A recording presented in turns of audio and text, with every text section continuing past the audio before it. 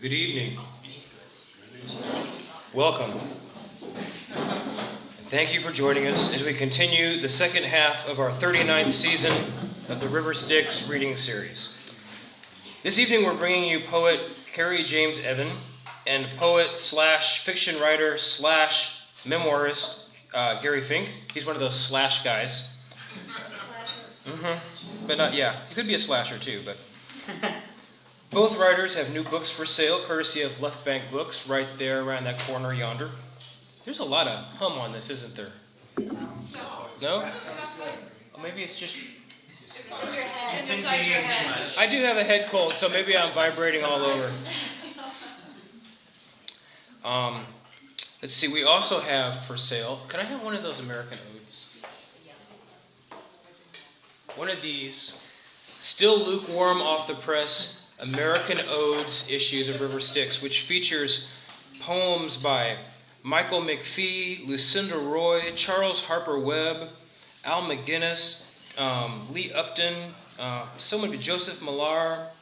Who else is in here? Roy Mash, William Doreski, George Bilger, Lance Larson, Greg Pape, Richard Cecil.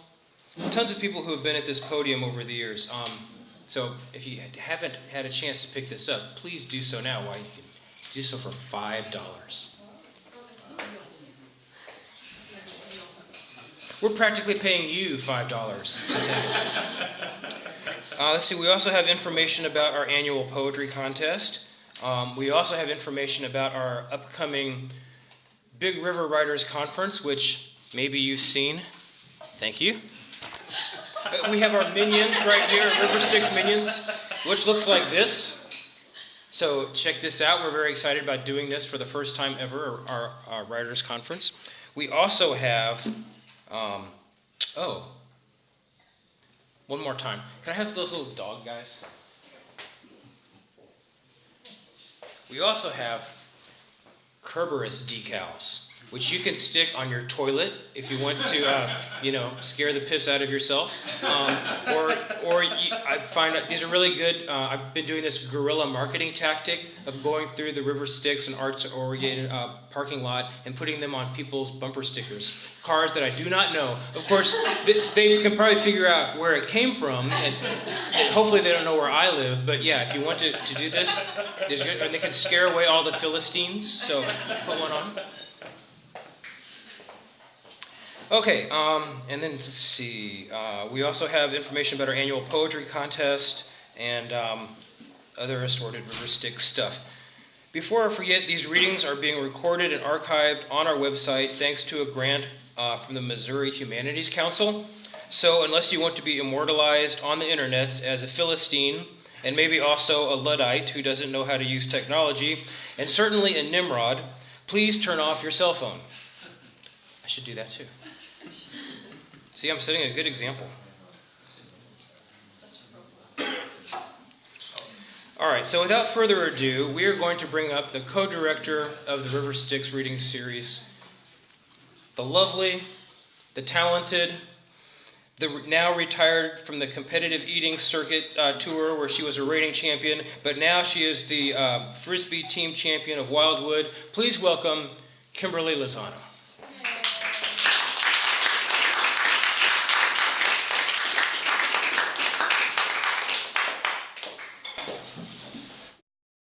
Thank you, Richard. I guess we've been fighting about whether this competitive eating thing is funny or not funny. I think not funny, but kind of cute when he introduces me. I thought I had an announcement to make before this, but I'm just going to start out. I get to introduce Kerry James Evans tonight. I got to read his entire book recently, which is one of the perks of doing this gig, is that I read books that I might not have, had the chance to pick up in my long list of books. So I'm given a book like, this is the book you need to read, and it's good. So I'll get going. Kerry James Evans holds a PhD in English from Florida State University and an MFA in creative writing from Southern Illinois University at Carbondale. His poems have been published in Agni, Beloit Poetry Journal, Narrative, New England Review, North American Review, Plowshares, Prairie Schooner, and many other journals. His collection, Bangalore, which is recently out from Copper Canyon Press, is in large part based upon his experiences in the military. Well, the first thing I wanted to say about this book is if you flip through it, it kind of looks like word art. And I was thinking, if any of you have thought about putting a collection together and you're not sure if it's okay to, kind of put together a collection with different structures and different forms, it is so fine. After reading this book, when I was reading it, I so enjoyed the variety in this book that I thought, why in the world would you want to have it be all consistent? It's just gorgeous when you go through it, just looking at the structure of his poetry.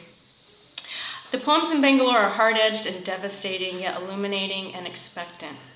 Whether the world is being presented through the eyes of a soldier or a boy living in the projects in small-town Alabama. Here's an example of what I mean from his poem, Elegy for the Kudzu Vine. We'd give anything to understand what you have done for our lives, how you hold dead trees from falling after an ice storm, how you keep red clay from washing into our veins, all that iron and blood. There's no forgetting when raised the grandchild of the Ku Klux Klan, and you, old vine, tied like a noose as a reminder, blooming your purple flower so that every hanged soul might find a voice. Kerry's poems are keenly crafted and precise. He writes with an eerie exactitude, as if he's dismantling a bomb, or more like it, putting one together. Bangalore is available for sale tonight, and I'm sure he'd be happy to sign one for you after the reading. Please welcome Kerry James Evans.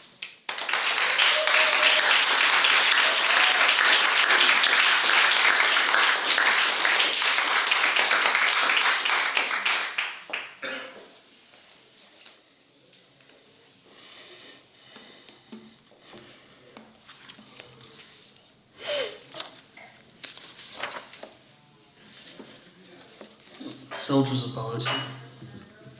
1. What apology would my mother give? My father. A room of doubt where excuse evolves to reason. My mother turned 40 this year. My father 42. I am currently 8 years older than my mother when she had me. When my father was the age I am now, I was 6, old enough to fire a gun.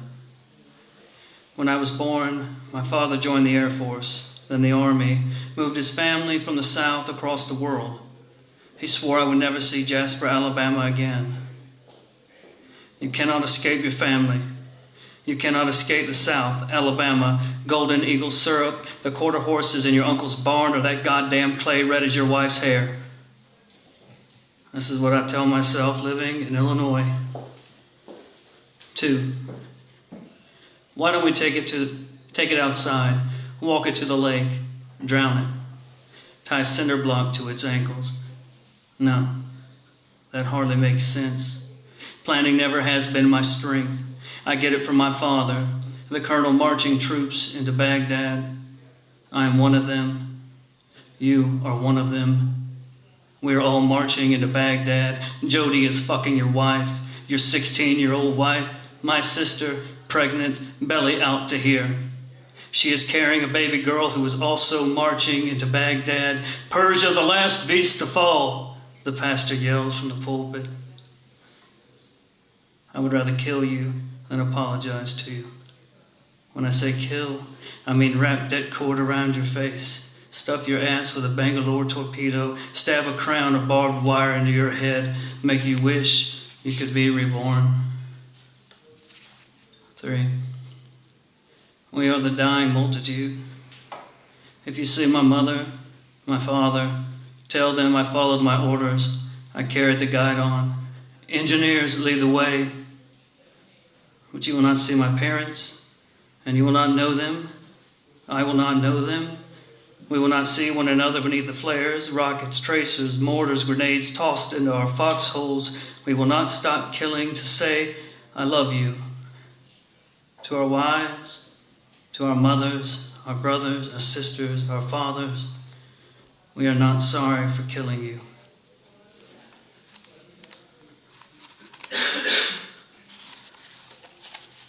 Thank you for the introduction. Thank you all for coming out. It's great to to read with Gary Fincke and to be a part of this reading series. The South, everyone from the South or anyone who's lived in the South writes about kudzu. Most of them do it poorly, and I'm tired of it. So I thought I'd write an elegy for it. Be done with it, never write about it again.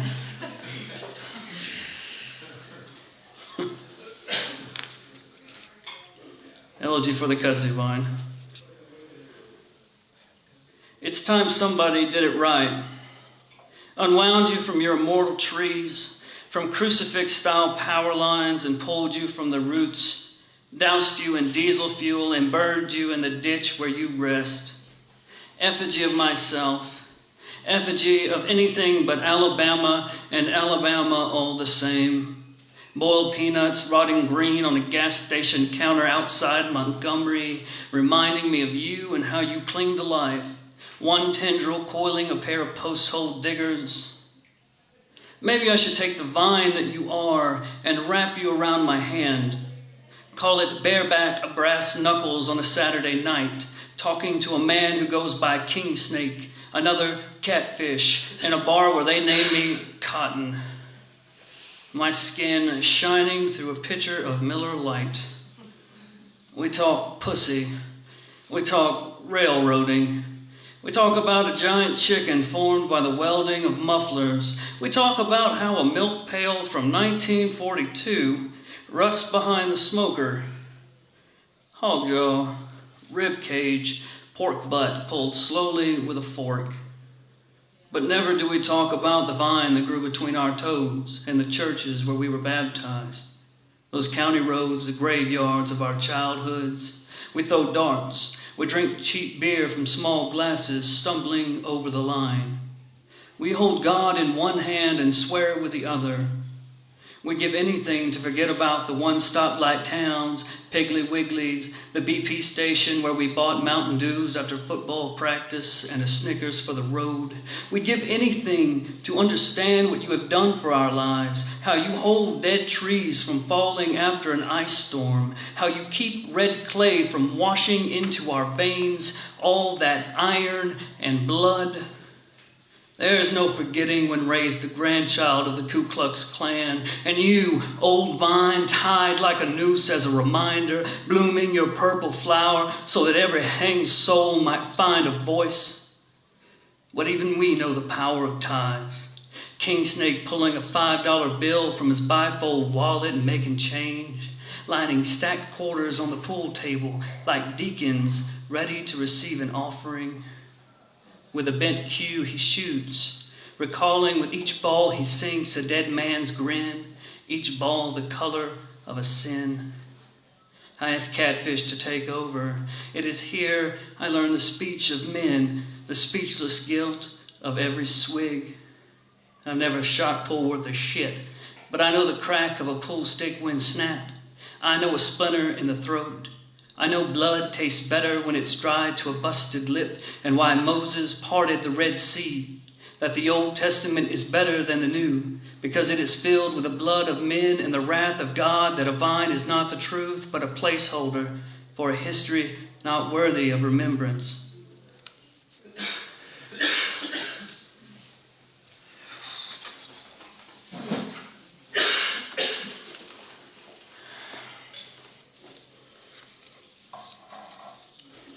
Poets always over-explain their poems.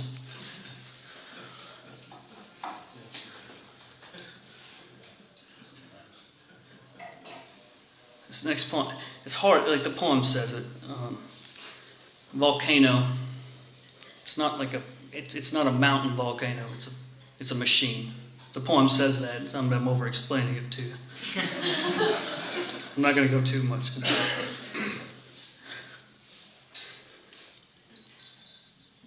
Volcano. I've seen the Mojave, but I've never seen the desert.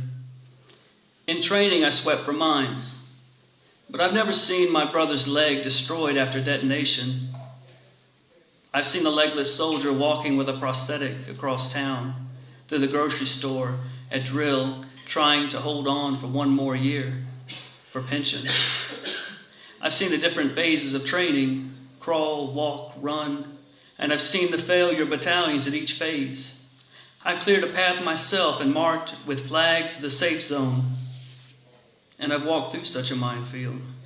I've witnessed the volcano, a machine, scatter 960 anti-tank mines over 1 kilometer of sand, but never have I seen the battle or the desert or those mines or TOC calling a precision bombing airstrike across the line.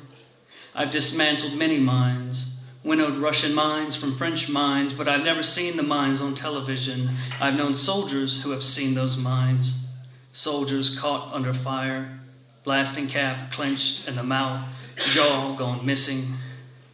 And that must be what it means to see the desert, a face char, blood dried and stuck to bone, the land laid out before you, erupting.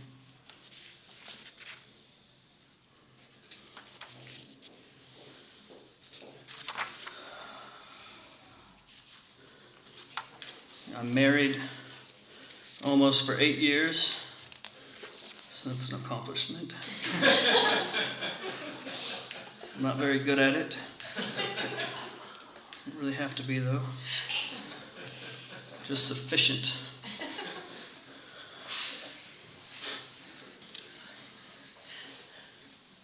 This next poem is called Monopoly, like the board game.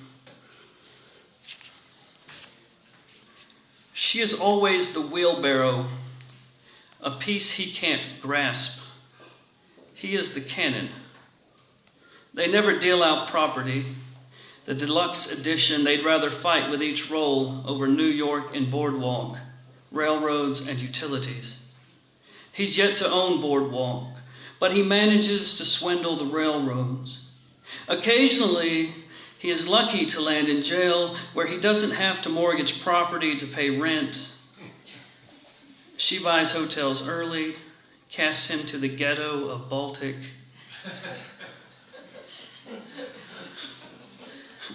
Once he boasted 3 monopolies and 1 free parking. They placed $500 in free parking. He bagged his earnings from the middle, revealing the mustached man with his shoulders shrugged, hat tipped. The man winked at a stack of pastels tucked under her edge of town. The game was fixed. She kept drawing the good cards from community chest and chance. Her husband lived in the suburbs, and she was his landlord. Like his father, he slipped off and got drunk on Boardwalk, gallivanted for a while. It cost him everything. She owned that too. Fed up, he took out a loan at 10% interest, paid her and passed go, collected $200 and made a run for it. He got as far as Pennsylvania before she caught him stealing her hotel shampoo. Clogged barrel, she broke him. She gave the worst smile. Cook me supper and I'll let you stay.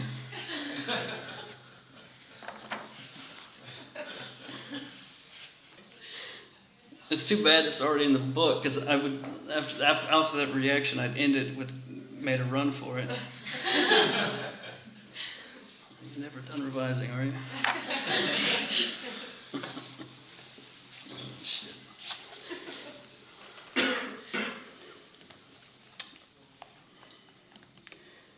For the pop collar.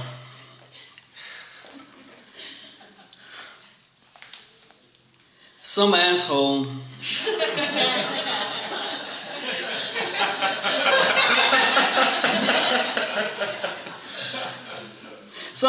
wearing cowboy boots and a t-shirt tells me my popped collar reminds him of country club pukes from his hometown, St. Louis, Missouri.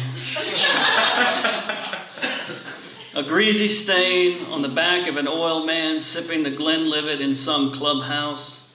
The left breast embroidered logo, an eye for the upper class, and this popped collar. It must signify a whiff of toilet rot trailing cedar baseboards from the bathroom door at the VFW hall where the commentary began. And this is not the first time I've encountered a drunken local at a VFW hall. In Charlotte, I learned what a double Chotsky meant. 2 polos standing at attention for Nixon, stacked one on top of the other like the logo itself. A rider striking a white ball from a pony, one of 4 players. We'll say he's playing 3, the most difficult position on the field, and he's just passed the ball to 2, who scores a goal, and that all of the players in this scene are wearing the same polo I'm wearing at this VFW hall on a Friday night, a polo with a popped collar, stiff with starch, a tuxedo folded tip, with me failing to mention the use of popping a collar. It keeps the sun off my neck, I tell my beer. But now I'm explaining fashion, style to the bartender, who is the son of a veteran. We explore the structures of class. When does one decide to wear the collar popped? Is this a question of philosophy? We agree to go no further when he kindly asks me to leave until he discovers that I served 6 years. He offers to buy me a beer. I think of history, the origins of polo traceable to Iran as cavalry training for the Persian army, up to 100 riders per team. I invoke the bartering system of my European ancestors. I offer him a lecture on the necessity of language, and he asks, "Language, I just don't like your collar. Why do you wear it like that?" I don't answer him. Rather, I listen to 19th century British imperial officers practicing military maneuvers, riding those ponies, shod hooves galloping down the night street. Then I see my father, camouflaged collar weighed down by a maple leaf. He's trying to call from Kosovo. He's found the highest mountain. He's looking down at the village. He sounds out the words for village, ovo, selo. But this is a language he keeps failing to pronounce.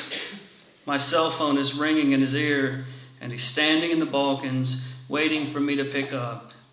He's leaving my name to the wind.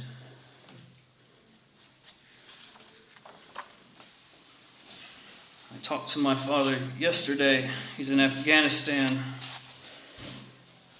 He had us all scared. He's going to Afghanistan, and we're worried about him. And he gets there, and he tells us the truth, that he's there for public affairs. And he's just hanging out with generals. Eating steak. Drinking wine. Asshole. No, it's not that great, but I like to give him hell. And this will be my last poem.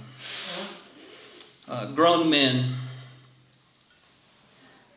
I-90. My cousin carrying a load into Montana on a pot of coffee. His rig broken down with 2 flat tires. Jack busted, and the tool truck buried in a snowstorm outside of Billings. And this is obesity. Stuffing donuts with energy pills. Pissing in a gallon milk jug while a CB strangles his cab. He thinks he'll pull one off, thumbing Tits Paradise. And this is no cliche from a horror flick. This is a man who once was a boy, every bit of 5'7", blocking on the offensive line. He takes the poor girl with a crush 4 years his junior to the prom, a girl still sitting on the bus, still circling town. He's not thinking of her. He's dialing me from the bottom of his call list, a number almost forgotten, save our conversation at the last Christmas dinner when he said, "We ought to catch up more often." A year later, with winter set in, his name blinks on my phone. We're grown men. There is no requirement for our speaking to one another, but I answer. I remember us throwing a football, 92 blizzard, my grandmother's backyard of sod and clover covered in snow. He describes the cold, and what can I do? I imagine my tires chained, clomping beneath me, Missouri icing its banks, my cousin holding a candle to keep warm. Thank you.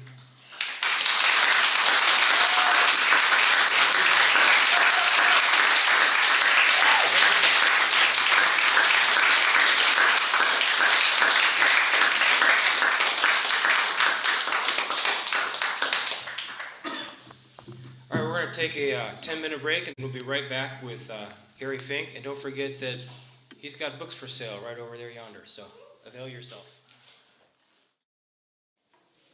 The other week, I was going through Gary Fincke's most recent book of poems, The History of Permanence, to include something for River Styx's Poem of the Month free verse column on KWMU and the Beacon. You all know about this column that we do, right? Yeah. Right? You guys know about St. Louis Beacon and KWMU? And Tell us about it. well, every month there's a poem of the month, and it's called free verse. Get it? Like, because it's free?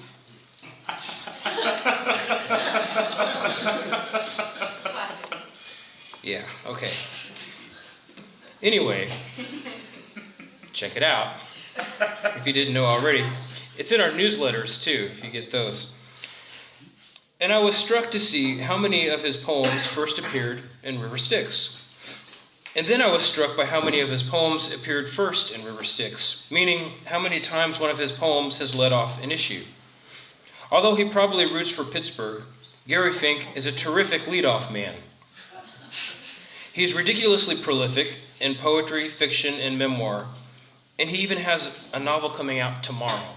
I mean, I'm serious. Like, this guy is like exhaling publications. But he has a high on-base percentage and a huge batting average.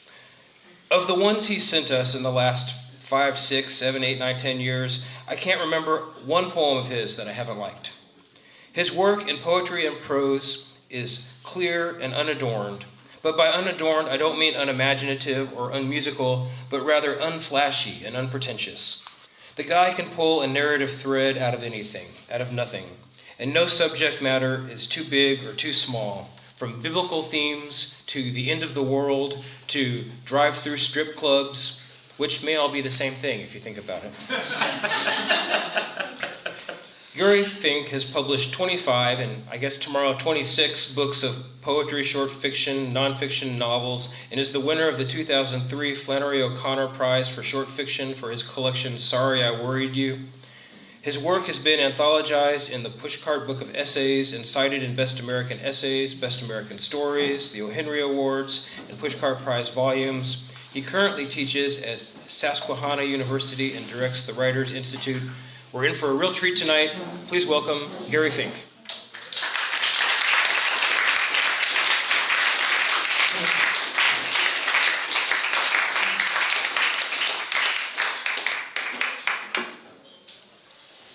Let's hope I don't spill that. And I brought a whole bunch of books, and I'm going to read for hours. No, I'm going to put this one underneath, but I brought it along because this is one of the ones they have out there, and I wasn't sure whether I was going to read from that. But then I decided if I'm going to read a little bit of prose, what I want to do is I'll give some height to the novel called How Blasphemy Sounds to God, which is my favorite title of all time, I think. In fact, it goes way back, probably about 12 years ago. I wrote a short story called How Blasphemy Sounds to God. And then I made it the title story in a would-be collection that I was sending out. And I told my colleague I had the best title for a collection of short stories. And then he asked me, is it the best story in the book? And I said, no. And he goes, he said, is it one of the best stories in the book? And I said, no. I said, it's got a great title, you know. And then he reminded me that, you know, if somebody picks up your book, they're probably going to think the title story is one of the best you have, and they may well be disappointed. That story is, you know, find a publisher somewhere once upon a time. When I was writing this novel, I went back to that story, and I found about 5 paragraphs in one scene where How Blasphemy Sounds to God is in the text. And I found a way to get it in. Somewhere around page 200 or thereabouts, you can find that. But I do want to read a little bit of prose. And so the one thing I chose to do is read. This is how the novel begins. And it's only 3 pages. So I have a chance to read it from beginning to end. And then I'll read a half dozen poems and not keep you here all night. So here's how it begins. It's called communion.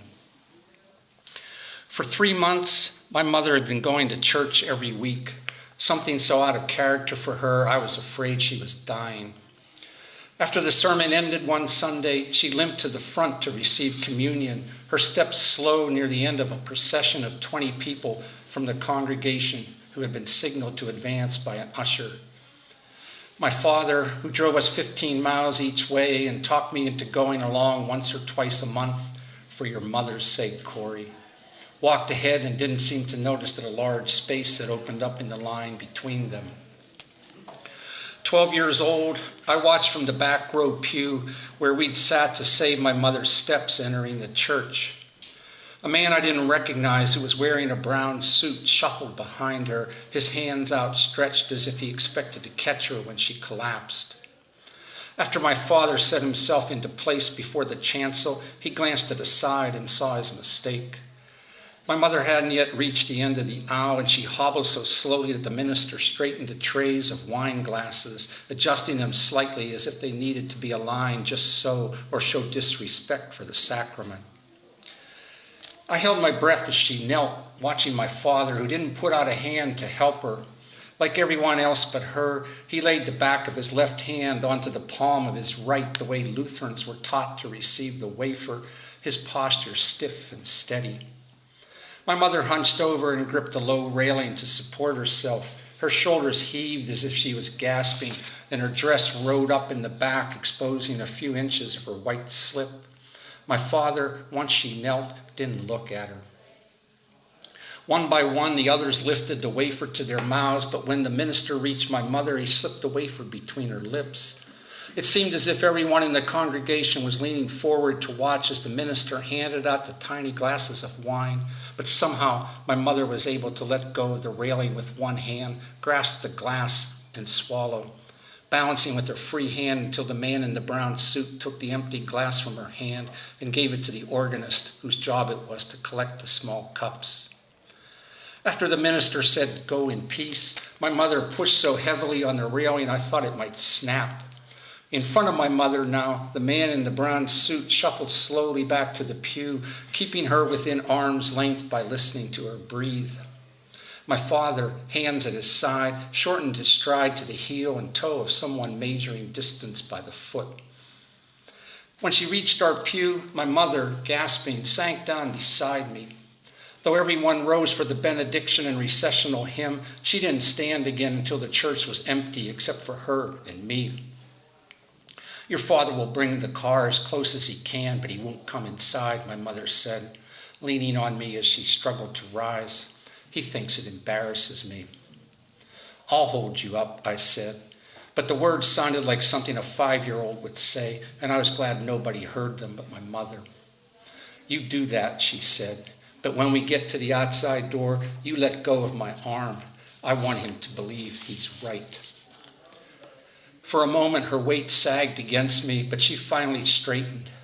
While I waited for her to steady, I looked toward the front of the church where there were 2 silver-plated vases full of lilies on the altar. I counted the flowers, suddenly angry when there were 7 in one vase and 9 in the other. "Go," she said, and I felt her hand press on my forearm as she started toward the door, leaving, as it turned out, for the last time. I used my other arm to nudge open the heavy white door, holding it open as she let go of me and stepped into the late winter noon, the sunlight reflecting off the overnight snow shoveled to the sides of the cement walk that was coated nonetheless with ashes from the church's coal furnace. I cut through the ankle-high snow, past her, and opened the car door, pulling the front seat down and climbing in the back. My mother, when she finally stooped and dropped into the front seat with a whispered "oh" of pain, had to shut the door behind her. Years later, I know my father took pride in not helping her that day. He saw her struggle as an act of faith and resolve he didn't want to diminish. She was earning redemption after years of disdaining religion, while I was learning one more way my father could make me despise him.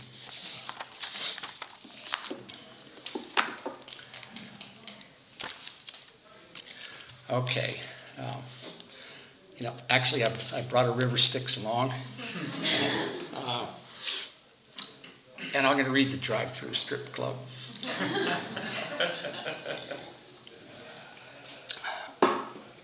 And there really is one on the way to Pittsburgh that passed time after time after time after time. And then one of the last times we went to visit my father before he died, it was around Christmas vacation, and it was really early in the morning. And I told my wife we were going to stop in because it wasn't open yet. You had a chance for this. Anyway, the drive-through strip club. Surely an improbable business, but here on the road to Pittsburgh, I enter climax, where men from the convenience of cars watch women undress. Like banking, like choosing breakfast on a bun, or briefly viewing the just dead from the driver's seat. Here is sex tease timed like the scrub and double rinse of a car wash. The tires of the car positioned properly, gear shift in neutral, so it slides forward at the pace that's paid for. Someone close behind waiting for the light to go green, the door to lift like lingerie in the hands of a new lover. Just after dawn, climax is closed, freeing me to park and open my door like a threat to the women who will soon enter their double-locked door. From the highway, I must be as unrecognizable as the mast, too early to pay for arousal. A camera memorizes my car but doesn't film where I try the door like a woman late for work. A car perhaps already parked, forming the impatient traffic of need, while the heavy growl of speeding trucks sounds so close. I learn an excuse for walking to my car, where I push the button for start, hearing the interrupted song. The one about women who no longer need men as intermediaries in the era of violent desire. It's since closed. But it was there for all those years. And it must be one of a kind, really. So I'm glad I stopped at that particular time. Anyway, these are the poems from the book that Richard mentioned when he was introducing me. So I'll read about 5 of these. The first poem in this book is called The Possibilities for Wings. How often have the customs of strangers silenced me into dreaming their beliefs?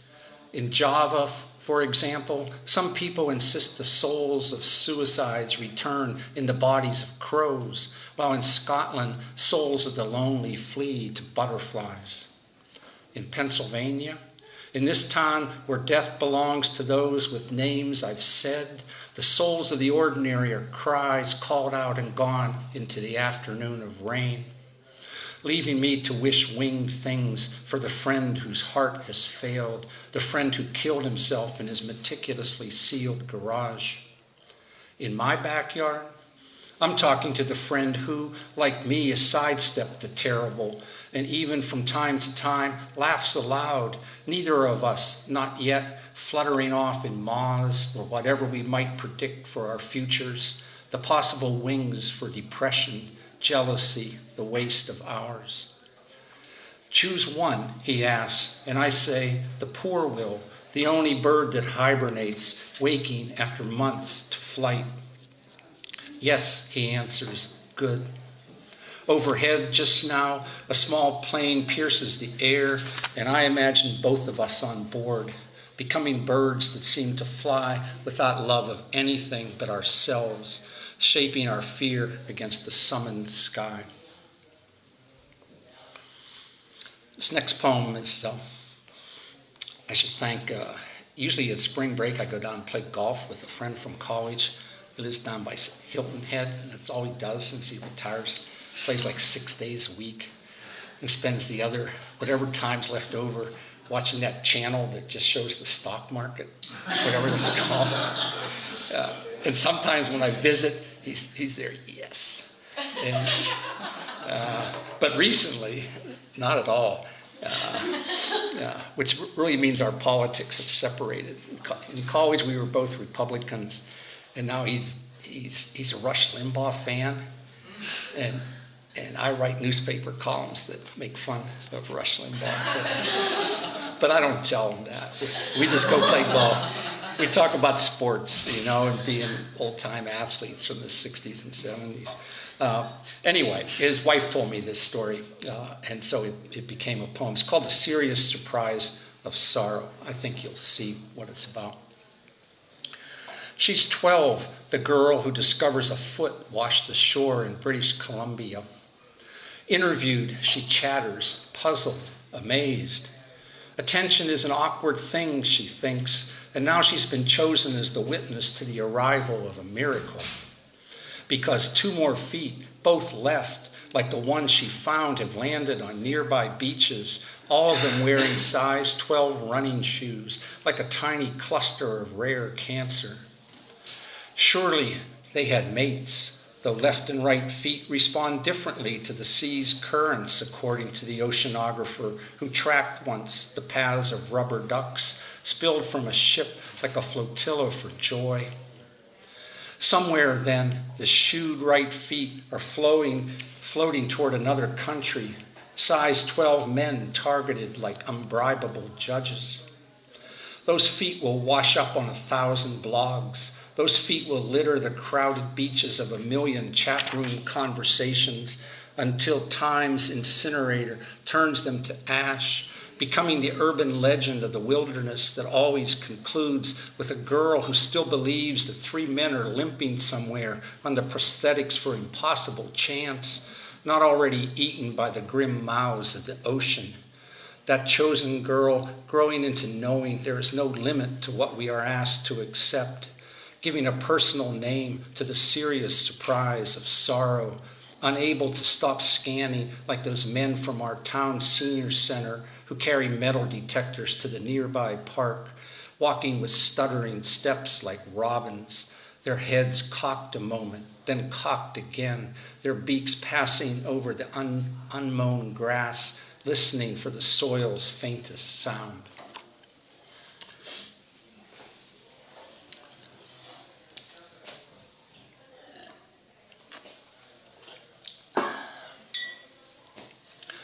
And this poem has an epigraph. I ran across this story and really didn't realize it much, at the time that it occurred. But it happens to match up, with a personal experience. So I'll read you the epigraph. On October 21st, 1966 in Wales, an 800-foot-high tip of rock, coal, mud, and shale collapsed, crushing an elementary school, killing 116 children and 5 teachers. This poem's called After the Aberfon Disaster. In this story, the assembled children have just sung All Things Bright and Beautiful. In this story, a survivor recalls, in that silence, you couldn't hear a bird. The slag 30 feet deep, a certainty. In this story, the crushed children are called by their parents. In this story, so few of them answer, they become miracles, the kind where 10 lepers are cleansed, leaving a colony of others to fester. In this story, the children are smothered by indifference, the company's and mine, because I am cowering from the draft, only college between me and combat. That afternoon, I drive my father's car 100 miles per hour on a road with a dozen intersections and slow, trembling into the sudden afterword of my brief, self-made miracle, thinking, what else proves I belong to the future? Those children and their teachers are as dead as 2 friends killed in cars. Some minister days later repeats, in all things, design. In a sermon I overhear, sounding as if he's casting a blessing on rape. A half mile from that service are slag heaps high enough to take the light an hour early each evening. This story has me cautiously climbing each one with a friend, soon to be blown apart in Vietnam. Could there have been an alternate story to the one I was breathing behind him? So safely enrolled, who had I become but a patient with purchase remission, reading about loss in expensive rooms?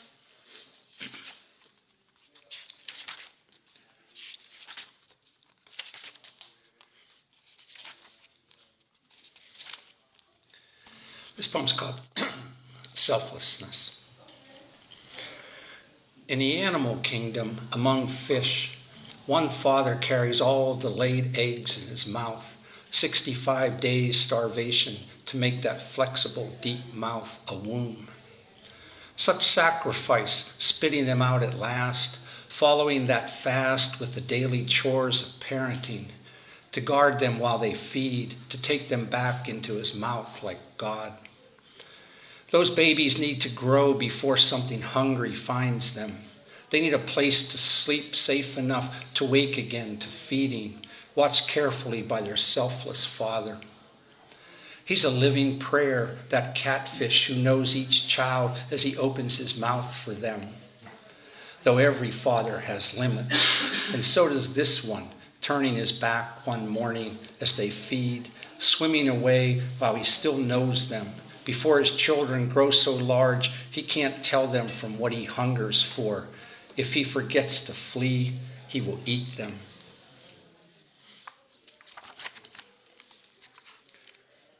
Let's see if I can do two more here. This poem's called Hanging the Pigs. It has an epigraph, too. I love reading books of like trivia and all that. And the internet's kind of ruined my private library because now everybody has access to this stuff. But I have hundreds of these books. The epigraph here is, during the Middle Ages, there were dozens of murder trials against animals. Hanging the pigs. For murder, it was always the domesticated, pigs especially, the ones who trampled children, danced their hooves through memory's red seizure. The pigs sometimes were tortured, squealed clear confessions of guilt, and locked in solitary, they grunted the black mass prayer, snuffled to the devil's sleep.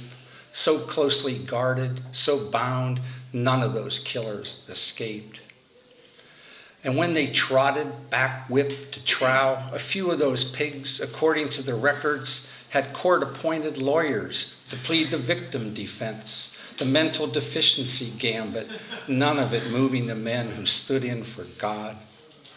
So all were executed, hammered, butchered.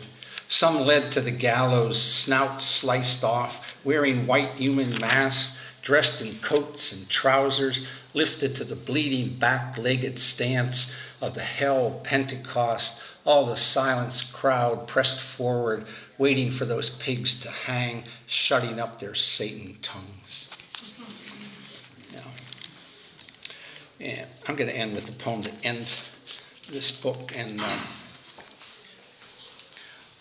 if my memory's right, Richard, maybe you could tell me this. I had a poet friend by the name of Len Roberts, and didn't Len win the poetry contest that you sponsor one year? I don't know. Where'd Richard go? He's not even listening. He's not listening. I don't think, I was hoping somebody find a seat. I don't think he won a contest, but I know that we published him a lot, right up until he died. Okay. I know he was in River Styx as well. And he was somebody I got to know, initially because very early on, we both got to read at a sort of a poetry festival at Bucknell, which is only 12 miles up the road from where I teach. And then Len and I found that neither one of us wrote until we were about 30 years old. Both of us went to college. He played a little more basketball than I did, but we both played basketball in college. My father was a baker. His father drove a bakery truck, close enough, and so on and so forth. And we became really good friends. And then, I'm trying to think. So it's about 7 or 8 years now that Len has been dead. And the disease he gets is mentioned in this poem. In fact, there's a dedication for this book for Len Roberts, in particular for this poem. It's called Specificity, and it has an epigraph as well. Cause of death unknown, had never been fatally ill before. It's from a death certificate in the 1880s. Yeah. Okay. Until I was 12, worn out in God's will were the reasons my relatives died. My mother speaking like a doctor, citing visual evidence or unknowable matters of faith as if each were a diagnosis of disease. In the King James edition of medicine, the self-help my grandmother relied on, there was the finality of dropsy, the chronic palsies, what Jesus cured like leprosy and possession, the devil embedded in the flesh like ticks. Before she was born, people died from convulsions and fever, from infancy, age, and tisic, the collective name for killers that came with coughs as frequent as smallpox and grip of the guts, what the dying did at last when their digestion failed. Approximations, guesswork. Less of that now. The x-ray showing the shadow that will kill us, the blood sample spilling numbers that count us out, each tremor specific, 1,000 names exactly right, pinpointing each particular way to die. Amyloidosis, for instance, how one friend this week has gone. And now, after memorial, after an hour of tributes by poets who traveled hours to eulogize, I sit with my wife, who orders a glass of Chambord for a small, expensive pleasure in a well-decorated room. The possibility of happiness surprising us in the way hummingbirds do, stuck in the air just now, outside this window, attracted to the joy of sweetness, despite the clear foreshadowing of their tiny, sprinting hearts. Thank you all.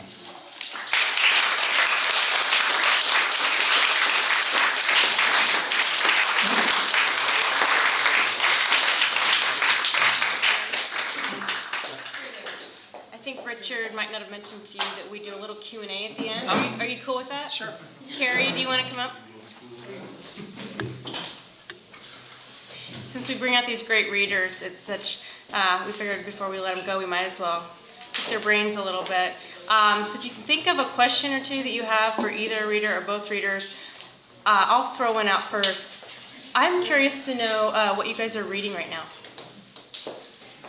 My student stories. What am I reading? Oh, I know what I read this past week is the book Stories by George Saunders, called 10th of December, because he's going to be a visiting writer at Susquehanna in about 6 weeks. And so, we're using this book in class. I'm going to meet the guy and all that kind of thing. So it's sort of homework, but it's also for pleasure. Yeah. I've been reading Mary Shibist's Incarnadine and Terence Hayes' Lighthead, some other poetry books, and Craigslist ads, and Misconnections. I read them all. Auto Trader. Yeah. What inspires you to express yourselves in poetry? And I want to make sure that gets recorded. So he asked, what inspires you to express yourself in poetry? Yes.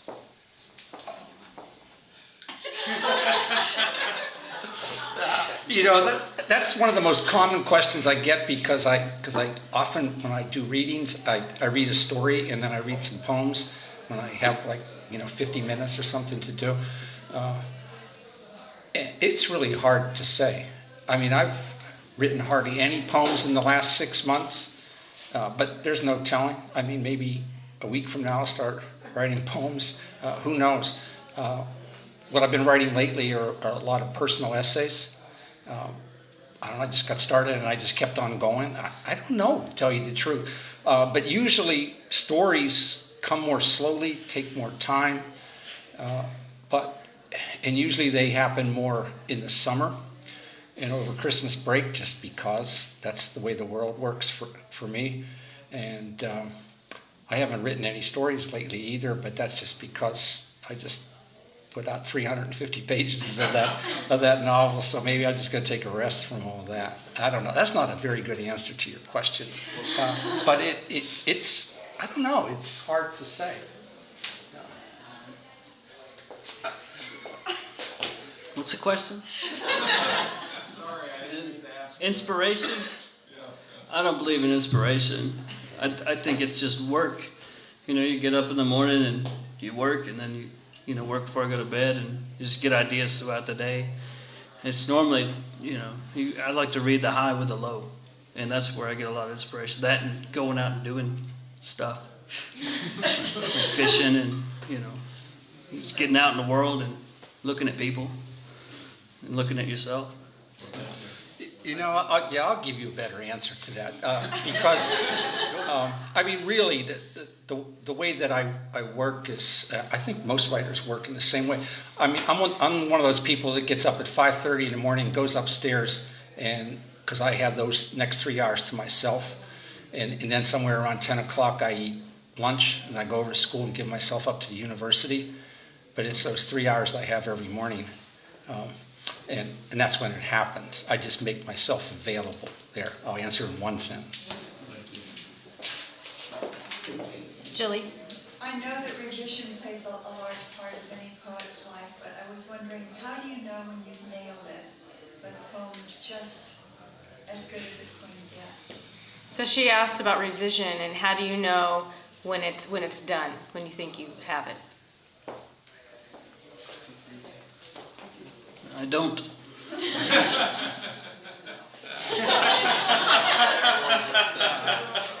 No, I can. You know what? The only person who reads my work when it's in draft form is my wife, and she reads the stories, and then she tells me what she thinks, and then I tell her she doesn't know how to read, and I get really angry, and then about 3 days later I come back and go, well, some of it's right, but she doesn't read the poems, and so. Honest to God, they're never finished in a way, but at a certain point, you just give them up and send them out. And sometimes, if they come back, I revise, and sometimes I won't give in, and I just say no. This is the way it is, and somebody's going to figure it out. Just like my wife eventually. Okay, we have time for one more. Okay. Do you have any rituals that you do? Like you have to have a certain beer, you have to have a certain typewriter, you have to have like a certain pen. Any rituals? Okay, she's asking if they have any kind of writing rituals, things that they need to do to write. This one's real quick. Just no. Really, the only thing I need is to be isolated and be pretty confident that I'm going to continue to be isolated. My wife knows that I'm upstairs. Yeah. That's it.